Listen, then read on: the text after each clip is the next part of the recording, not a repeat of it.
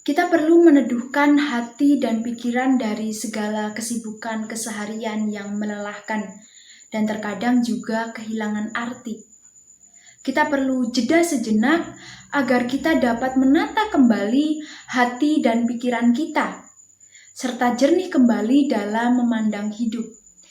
Biarlah setiap kita memiliki keberanian untuk membuka diri, mengurai pemikirannya sendiri menghadapi ketakutannya. Dan biarlah pada saat itu kita dapat berdoa menemukan keteduhan di dalam Tuhan. Supaya meskipun jalan yang kita tempuh tidak mudah, tetapi kita tidak menyerah.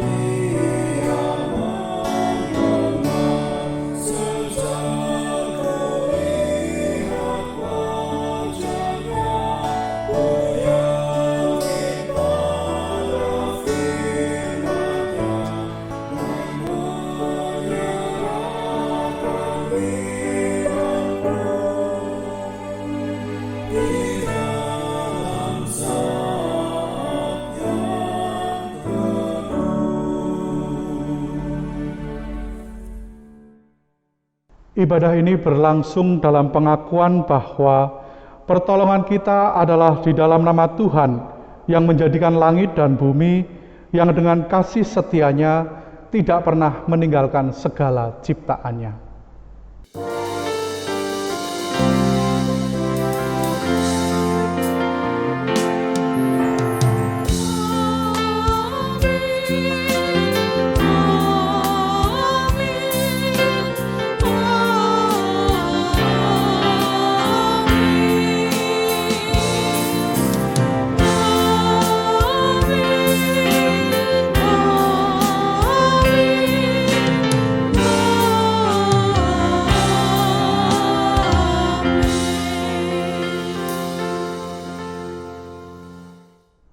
Tuhan beserta saudara. Dan beserta saudara juga. Selamat pagi Bapak Ibu dan saudara sekalian yang terkasih di dalam Tuhan. Kiranya dimanapun Bapak Ibu berada, kita semua selalu dalam keadaan yang baik. Seperti yang kita ketahui bersama bahwa masa-masa saat ini adalah masa-masa sulit untuk kita. Mungkin ada dari antara Bapak Ibu dan saudara yang saat ini sedang sakit. Mungkin ada dari antara kita yang saat ini sedang mendapatkan perawatan, baik yang berada di rumah masing-masing maupun berada di rumah sakit. Kiranya Bapak Ibu yang sedang sakit dan sedang mendapatkan perawatan, Bapak Ibu memiliki pengharapan yang kuat di dalam Tuhan, memiliki iman yang melekat kuat di dalam Tuhan, sehingga Bapak Ibu tidak melupakan Tuhan meskipun Bapak Ibu berada di dalam kesakitan. Dan juga bagi Bapak Ibu dan keluarga yang saat ini sedang mengalami kedukaan, saya berharap Bapak Ibu selalu kuat, selalu tabah, dan selalu berserah kepada Tuhan. Percaya akan rancangan yang indah dalam kehidupan Bapak Ibu meskipun di balik kedukaan. Mungkin pada saat kita menderita, kita kehilangan kemampuan untuk melihat kebaikan-kebaikan Tuhan di balik peristiwa yang menyakitkan untuk kita. Kita mungkin lupa bahwa semua yang kita miliki adalah berasal dari Tuhan. Sehingga ketika kita mengalami penderitaan, ketika kita mengalami kehilangan, kita hanya mampu menyalahkan Tuhan. Lupa bahwa setiap kejadian yang terjadi untuk kehidupan kita, untuk kebaikan kita, itu semua Tuhan izinkan terjadi dalam kehidupan kita. Dengan mengingat segala kelemahan kita, marilah kita menundukkan kepala kita. Kita berdoa untuk minta ampunan dari Tuhan. Mari kita berdoa. Tuhan yang baik, pada hari ini kami mengucapkan syukur atas berkat-berkat yang Engkau berikan kepada kami. Kami mengucap syukur atas kesempatan yang Tuhan berikan kepada kami setiap hari, di mana kami boleh menikmati hari-hari yang indah, meskipun kami sedang mengalami masa-masa sulit. Kami mengucapkan terima kasih Tuhan karena kami selalu diizinkan untuk tetap menikmati kehidupan ini.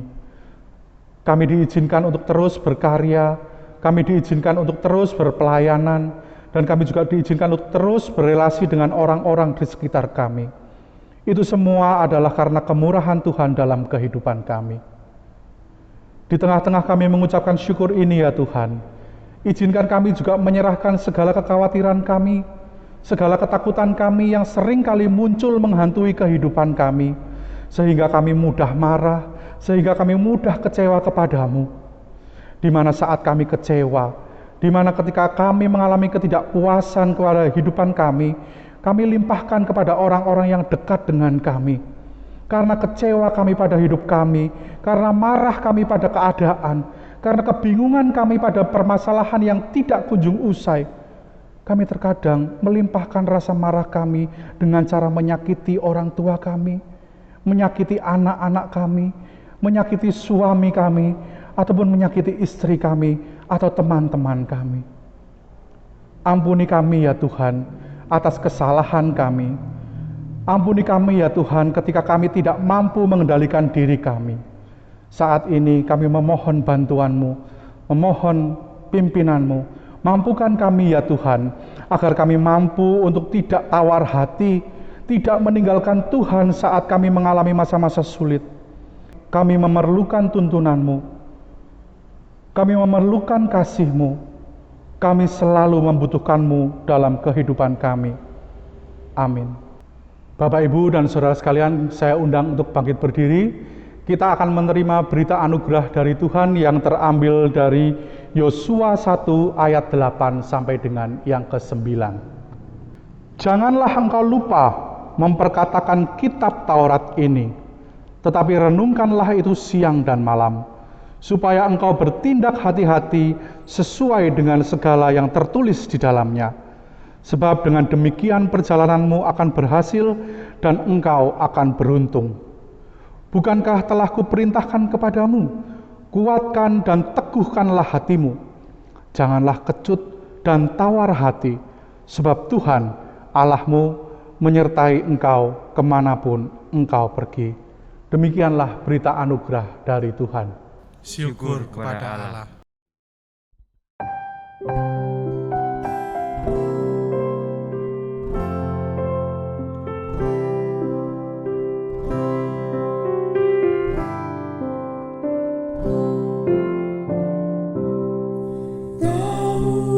Rajaku yang memujuk ke surga.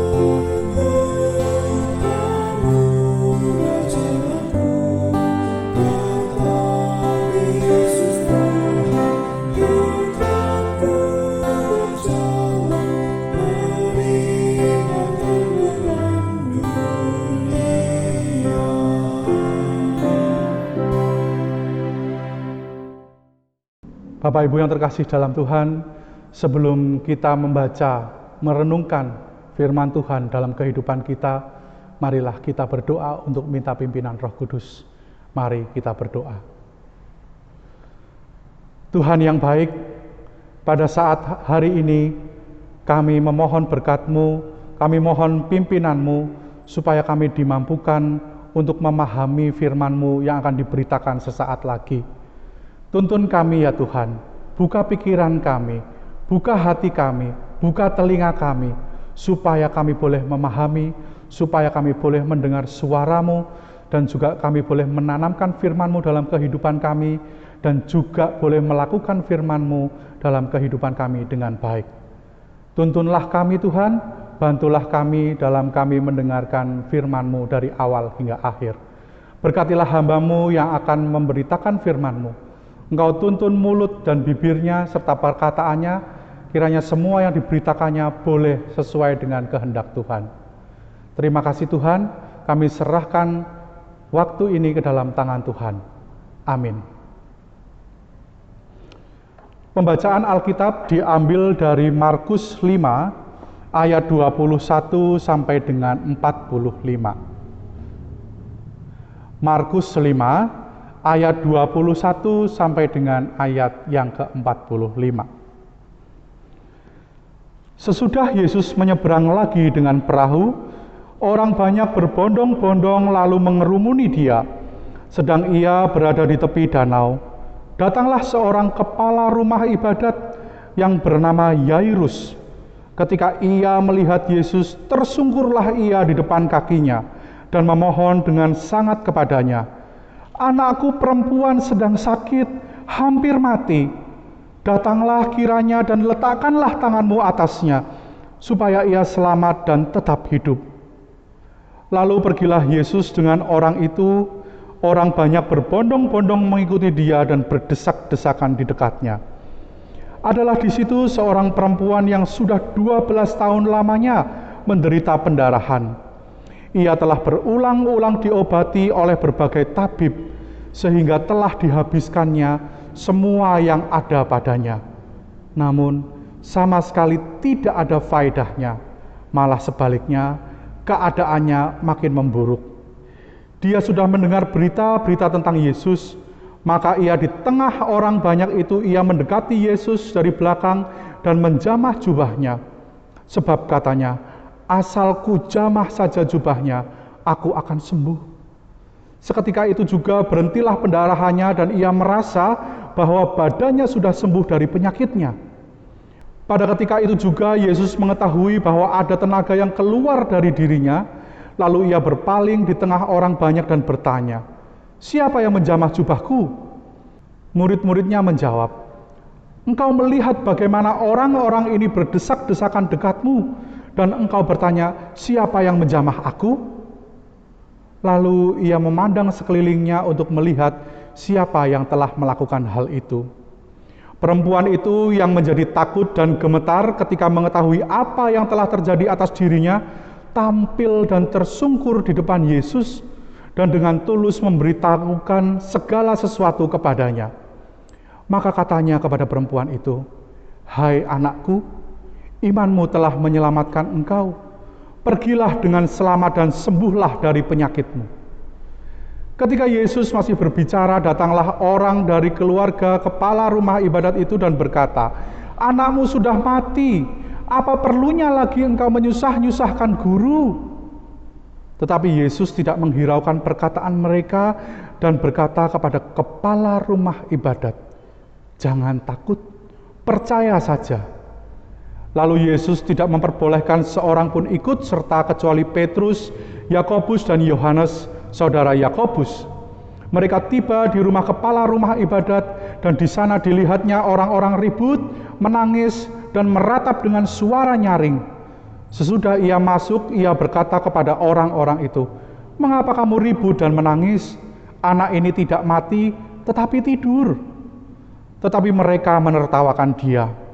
Maka diusirnya semua orang itu, lalu dibawanyalah ayah dan ibu anak itu, dan mereka yang bersama-sama dengan dia masuk ke kamar anak itu. Lalu dipegangnya tangan anak itu, katanya, Talita kum, yang berarti, hai anakku, aku berkata kepadamu, bangunlah. Seketika itu juga anak itu bangkit berdiri dan berjalan, sebab umurnya sudah 12 tahun. Semua orang yang hadir sangat takjub, dengan sangat ia berpesan kepada mereka, supaya jangan seorang pun mengetahui hal itu. Lalu ia menyuruh mereka memberi anak itu makan. Demikianlah pembacaan firman Tuhan. Siapa yang tidak pernah mengalami kegagalan dalam kehidupan ini? Rasa-rasanya setiap kita pernah mengalami kegagalan. Entah kegagalan itu adalah kegagalan yang kecil, yang sederhana sifatnya, atau kegagalan yang besar, yang sifatnya kompleks atau rumit. Bagi sebagian besar orang, kegagalan dapat menjadi sesuatu hal yang menarik.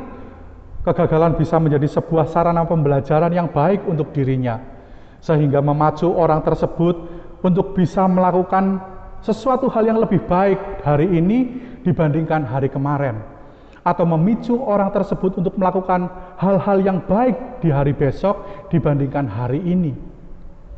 Namun buat sebagian besar orang lain, kegagalan dapat menjadi sesuatu hal yang mengerikan. Kegagalan dapat menimbulkan luka yang dalam.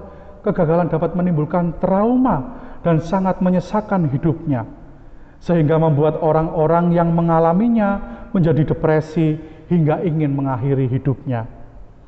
Apalagi jika kegagalan yang dipikirkan hanya untuk dirinya sendiri, akhirnya menjadi konsumsi publik, menjadi bahan gunjingan orang banyak, menjadi bahan gosip orang banyak. Dan keadaan seperti ini akan menambah rasa pahit saat mengalami kegagalan demi kegagalan dalam kehidupannya.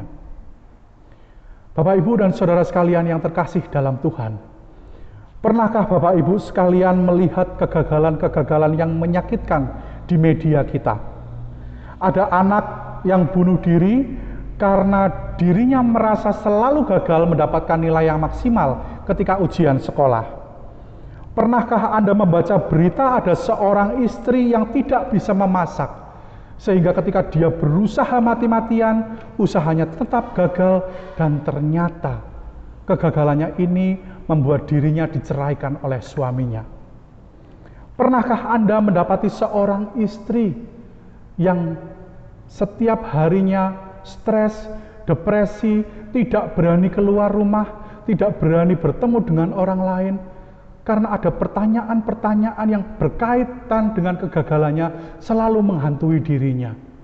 Ketika dia bertemu dengan banyak orang, ada banyak orang pula yang bertanya, kenapa kamu belum punya anak? Padahal kamu sudah menikah sekian tahun dengan orang ini. Apakah kamu mandul? Pertanyaan yang sangat menyakitkan. Ataukah Bapak Ibu juga pernah bertemu dengan remaja-remaja ataupun pemuda yang takut untuk bertemu dalam acara-acara kebersamaan karena dirinya merasa takut karena ditanya, mengapa umurmu sudah banyak seperti ini tidak memiliki pasangan hidup? Apakah kamu bermasalah dengan dirimu sendiri sehingga kamu tidak bisa mendapatkan pasangan hidup? Hal ini juga bisa menjadi pertanyaan yang menyakitkan pada diri pemuda dan pemudi yang kita jumpai tersebut. Apakah Anda pernah bertemu dengan orang-orang yang depresi karena semua daya dan upayanya dalam pekerjaannya selalu gagal? Buka ini gagal, buka itu gagal, usaha ini gagal, usaha itu gagal, usaha macam-macam selalu gagal. Modal yang begitu besar menjadi terasa sia-sia. Bapak Ibu, dalam keadaan-keadaan yang menyakitkan seperti ini, terkadang banyak orang yang masih menghakimi orang-orang tersebut tanpa orang-orang yang lain itu tahu bagaimana usaha yang dilakukan oleh orang-orang yang merasa gagal dalam kehidupannya. Di satu sisi, kegagalan dapat menjadi suatu pembelajaran, tapi di sisi lain, kegagalan dapat menjadi sesuatu hal yang menakutkan dan yang mematikan. Dalam bacaan kita kali ini, melalui dua tokoh yang dimunculkan oleh Alkitab, kita melihat dua contoh orang yang mengalami kegagalan demi kegagalan yang terjadi dalam kehidupannya. Tetapi apa yang dimunculkan sikap apa yang dipilih adalah sikap-sikap yang menggetarkan hati kita yang membaca. Yang pertama, kita diperhadapkan dengan tokoh Bapak Yairus, seorang kepala rumah ibadah, di mana saat itu dia memiliki anak perempuan yang berusia 12 tahun yang sedang sakit. Bahkan dikatakan anaknya tersebut hampir mati.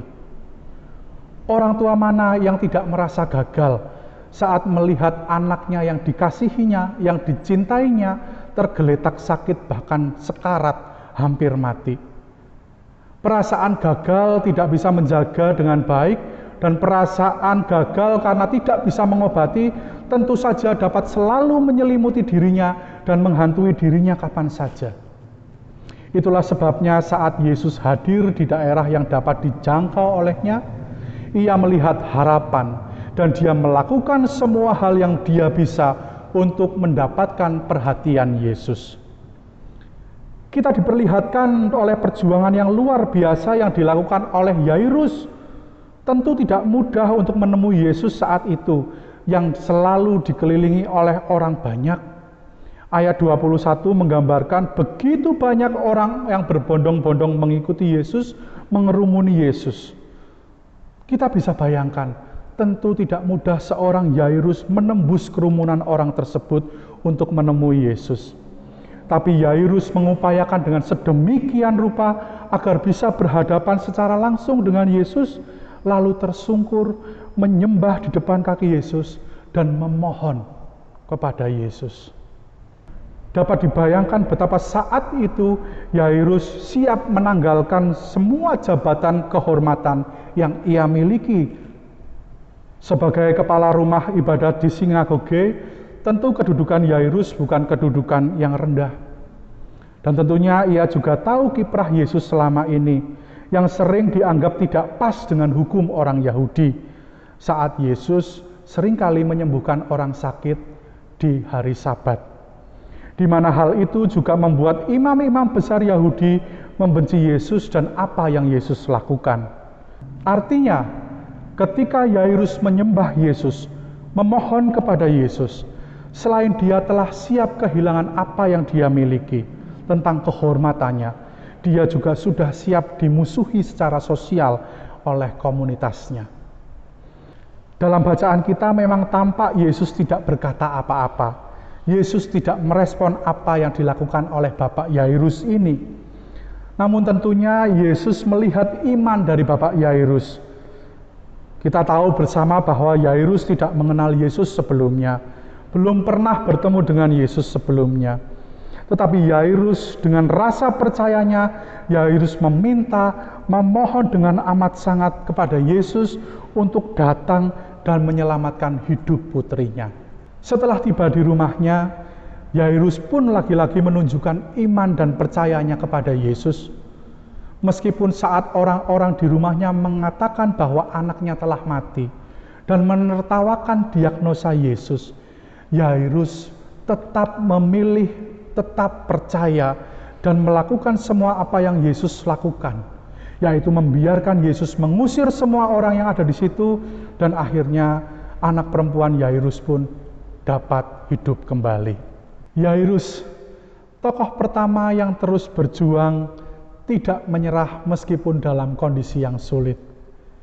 Lalu tokoh yang kedua, yaitu perempuan yang sakit pendarahan selama 12 tahun.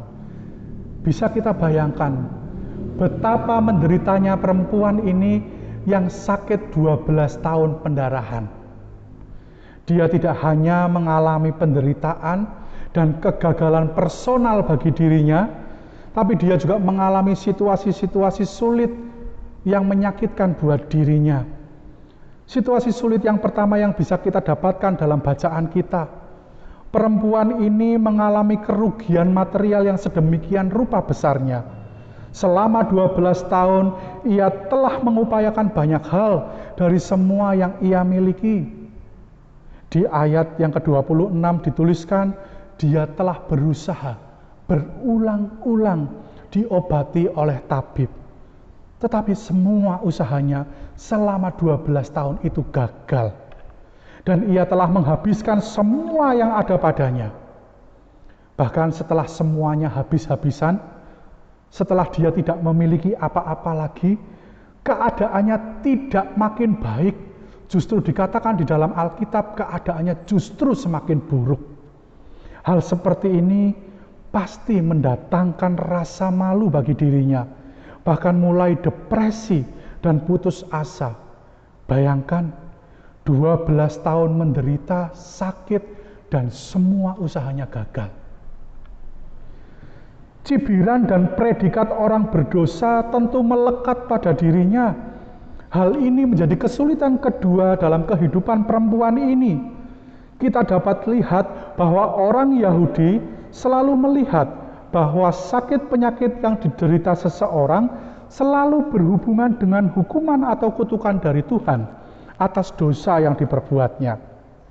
Hidup sebagai pendosa di lingkungan masyarakat tentu bukan hidup yang mudah untuk dijalani perempuan ini.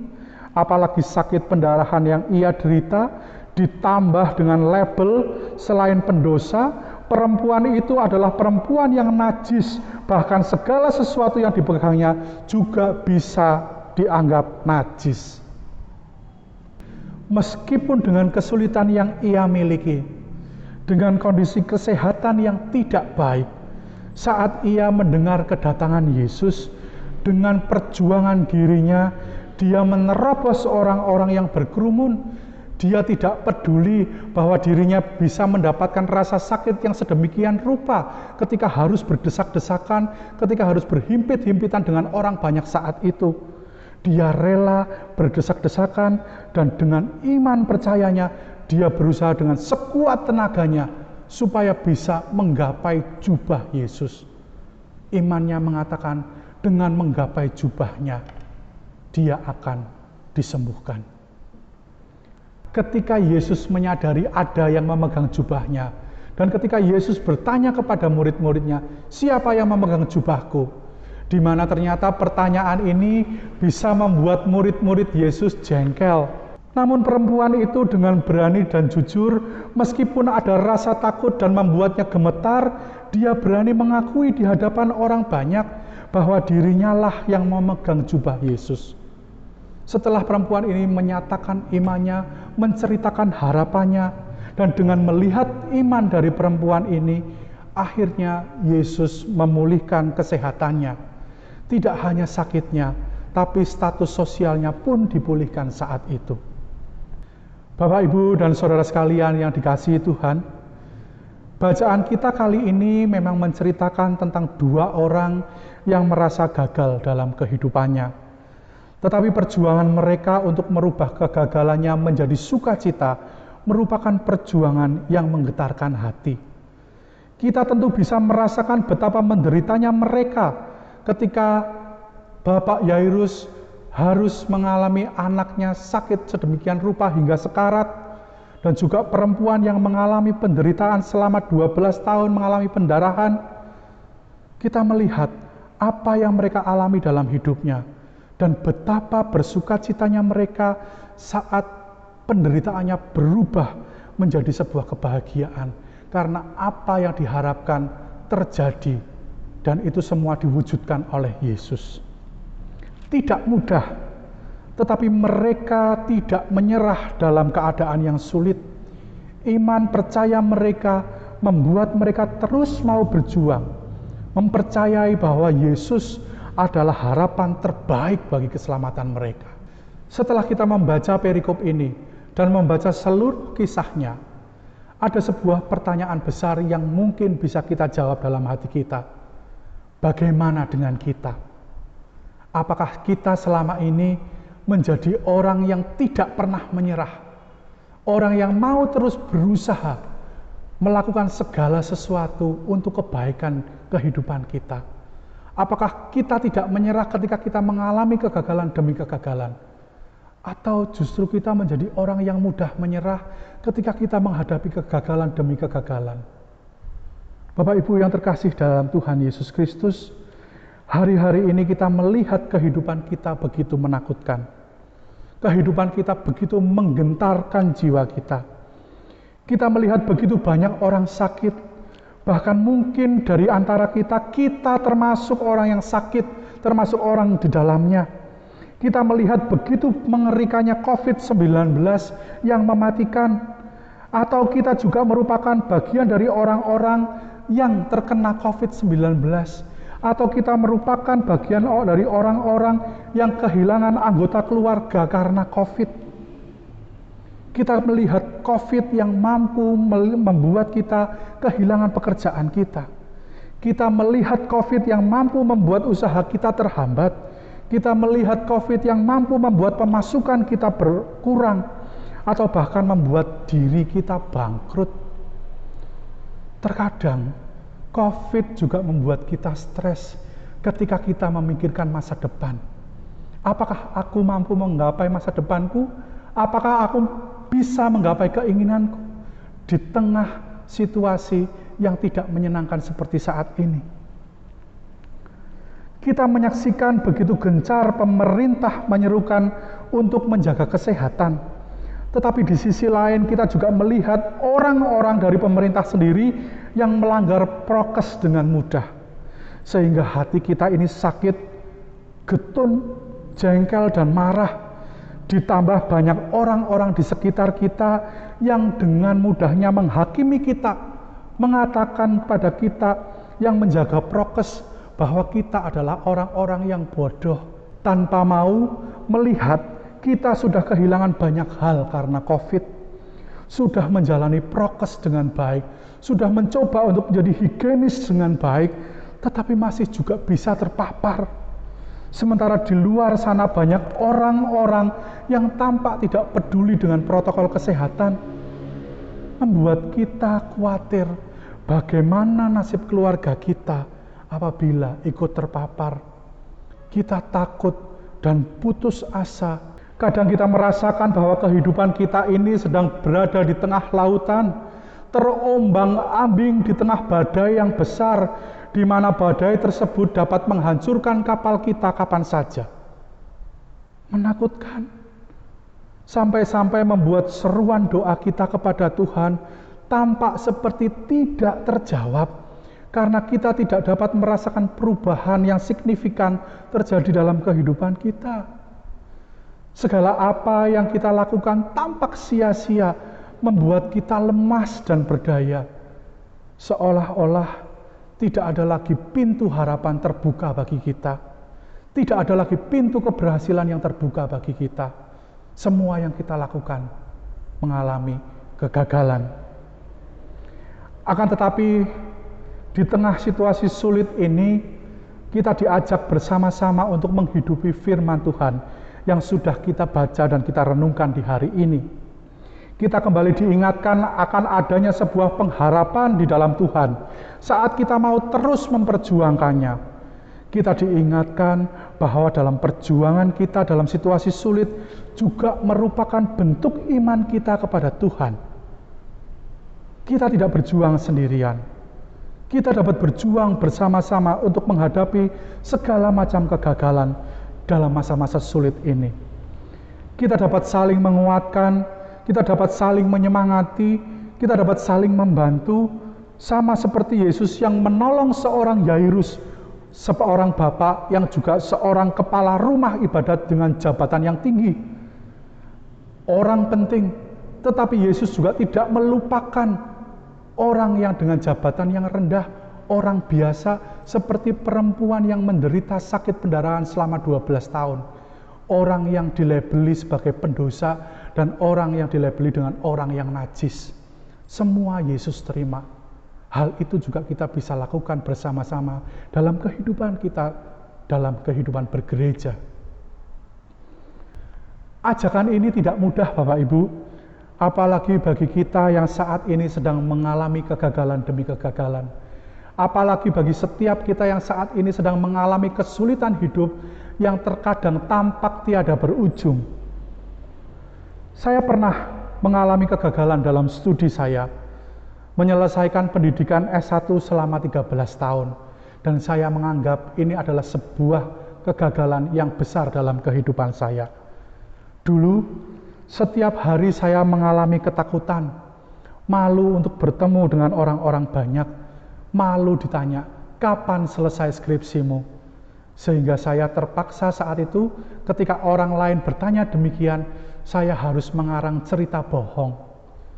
Dan ketika saya berada pada titik lelah untuk bercerita dengan kebohongan, saya memutuskan untuk mengurung diri di dalam kamar.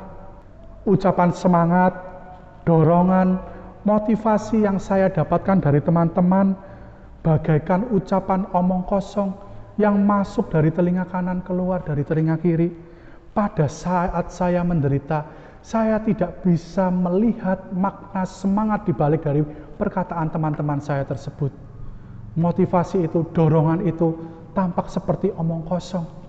Dan saya selalu melawan dengan pernyataan-pernyataan yang selalu saya keluarkan dalam diri saya. Halah, kamu ini nggak ngerti apa sulitnya jadi aku. Kamu ini nggak ngerti kebodohanku. Kamu ini nggak ngerti cuntelnya pikiranku ketika menghadapi skripsi. Sehingga dengan mudahnya kamu mengatakan semangat, semangat, dan semangat. Tidak mudah bagi orang yang menderita untuk menerima perkataan-perkataan yang meskipun perkataan itu bernada positif. Meskipun saya tahu teman-teman saya mengucapkan dengan tulus dan ikhlas, menyemangati saya, mendorong saya agar saya bisa mengentaskan pendidikan saya, melewati kegagalan-kegagalan yang saya alami. Tetapi saat saya menderita, saya tidak bisa melihat itu semua menjadi sebuah kekuatan. Memang sulit bagi kita ketika kita hidup di dalam penderitaan. Kita terkadang merasa hidup di dalam kegelapan. Kita seakan-akan tidak pernah menjumpai titik terang di dalam kehidupan kita. Akan tetapi Bapak Ibu, ketika saya waktu itu berusaha mencoba untuk tidak mengeraskan hati, untuk tidak mengeraskan diri saya, dan saya berjuang melawan rasa malu, melawan ego, dan membuka diri, membuka orang lain membantu saya, dan saya percaya kepada orang yang membantu saya itu. Pelan-pelan, kegelapan yang saya rasakan, pelan-pelan, rasa sumpek dalam pemikiran saya berubah menjadi terang. Ketika saya berani membuka pintu kamar kos saya, ketika saya begitu berani membuka hati saya, saat itulah saya dipertemukan dengan jawaban-jawaban yang selama ini saya cari ketika saya mengalami kegagalan. Setiap orang yang hidup dalam kegagalan akan mudah merasa paling menderita, menutup diri dari orang lain, merasa hidup dalam kegelapan, ingin memeluk semua kegagalan itu hanya untuk diri sendiri, merasa bisa menjalani semuanya seorang diri. Tanpa sadar, kita justru semakin jauh jatuh terdalam dalam kegelapan itu. Membuka diri adalah satu-satunya langkah awal yang tidak keliru. Membuka diri bukanlah menjadi hal yang memalukan.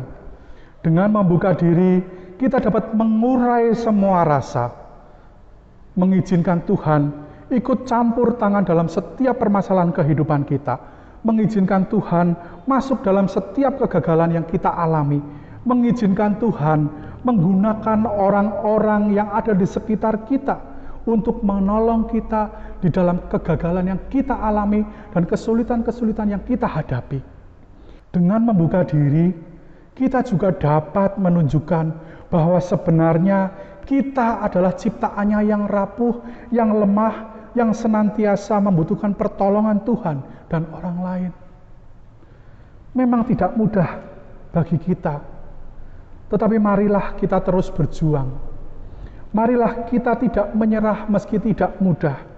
Saya percaya ketika Tuhan mengizinkan kesulitan-kesulitan itu hadir dalam kehidupan kita, Tuhan pasti tidak akan membiarkan kita menyelesaikan kesulitan-kesulitan itu sendirian. Amin.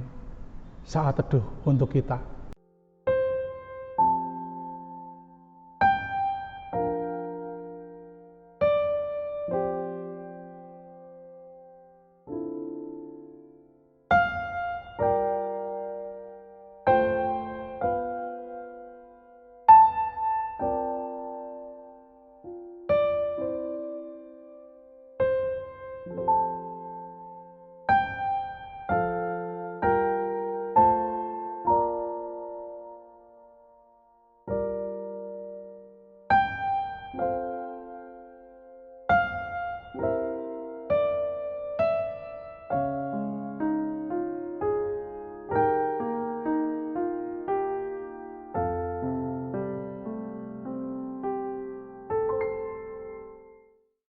Jemaat dimohon bangkit berdiri. Marilah bersama dengan umat Allah di segala masa dan tempat, kita ikrarkan pengakuan iman kita menurut pengakuan iman rasuli. Aku percaya kepada Allah, Bapa yang Maha Kuasa, Khalik langit dan bumi, dan kepada Yesus Kristus, Anak yang tunggal Tuhan kita, yang dikandung dari Roh Kudus, lahir dari anak dari Maria, yang menderita sengsara, di bawah pemerintah Pontius Pilatus, disalibkan, mati dan dikuburkan, turun dalam kerajaan maut.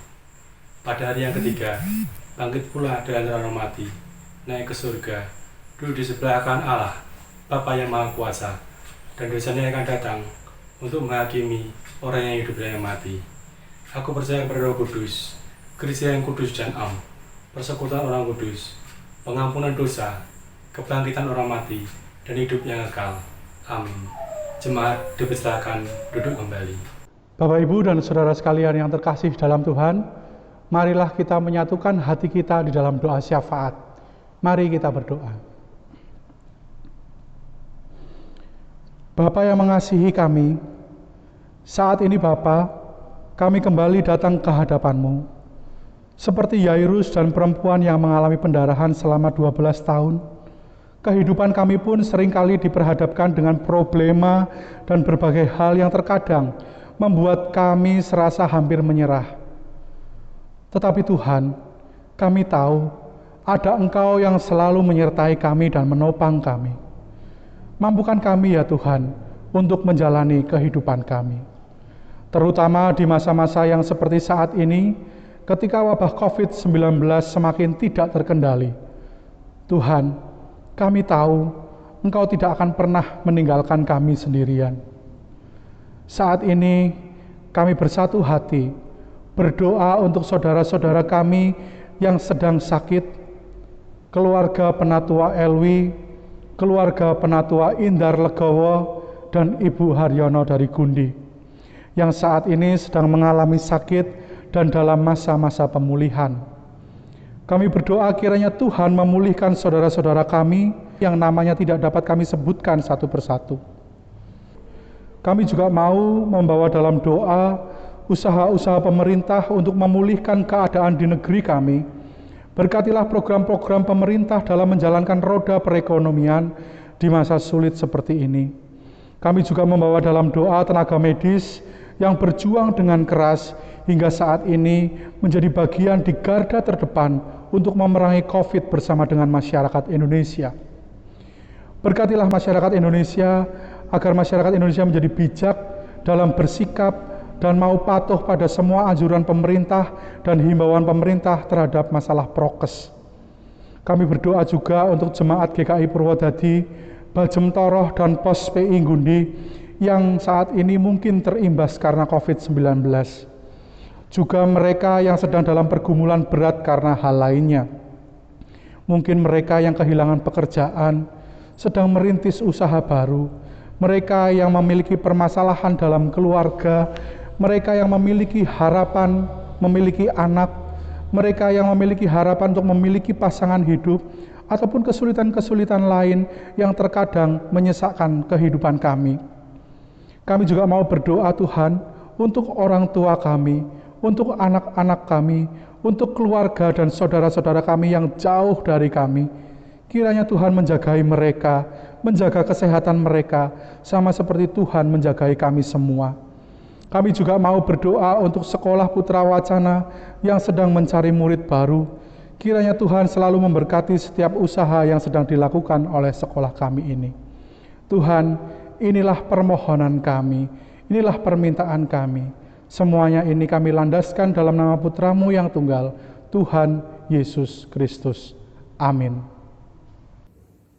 Bapak, Ibu, Saudara yang dikasihi oleh Tuhan, baiklah kita bersyukur atas penyertaan dan pemeliharaan Allah atas kehidupan kita.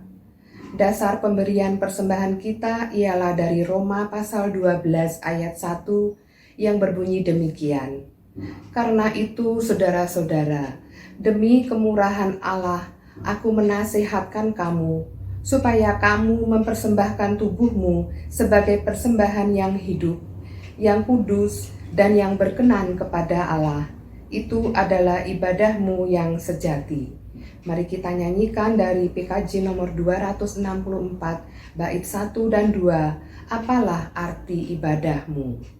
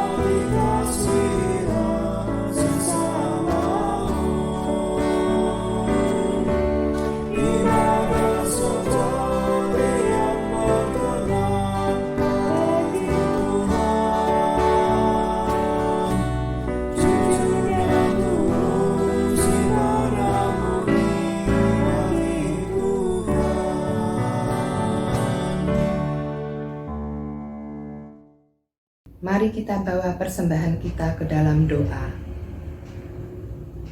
Bapa di surga, terima kasih atas berkat-berkat yang sudah Tuhan berikan kepada kami selama ini. Walaupun di tengah pandemi, Tuhan tetap menyertai kami. Saat ini, sebagian dari persembahan yang Tuhan berikan itu kami bawakan ke hadapan-Mu. Mohon Tuhan berkati persembahan-persembahan kami, sehingga persembahan ini boleh berguna untuk membantu sesama kami.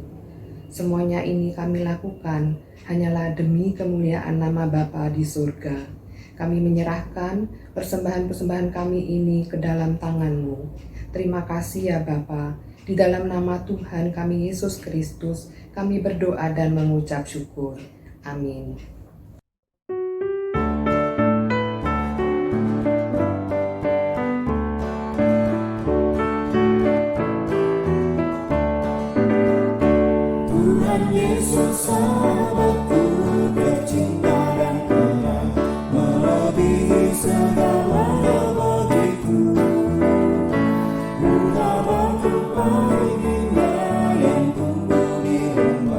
Mengampuni, menyucikan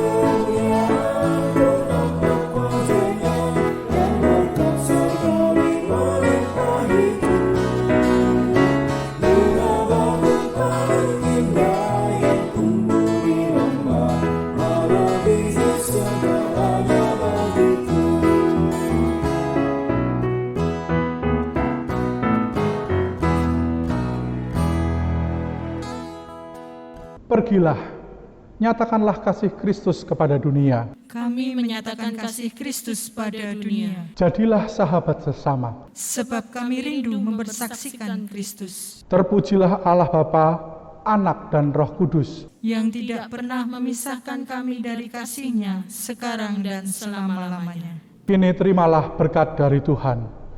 Tuhan memberkati engkau dan melindungi engkau. Tuhan menyinari engkau dengan wajah-Nya dan memberi engkau kasih karunia.